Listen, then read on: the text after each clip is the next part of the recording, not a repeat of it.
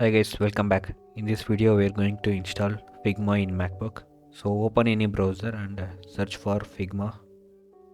So here is the official website. I also give the link in description. Click on the website. Here you can see the product. Click on that. Here there is a download button. Click on that. Here you can see the desktop app, mobile app and other. So we are going to install on Mac. We need to click desktop app for Mac OS. It will download the DMG file.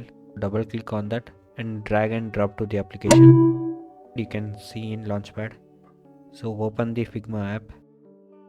It will start download.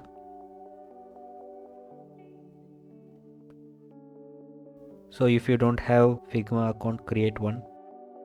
It will open to the browser and you can create the account. Once you created the password, click the create account. So once you verify the mail, it will give the link to open the desktop app. So if you click that,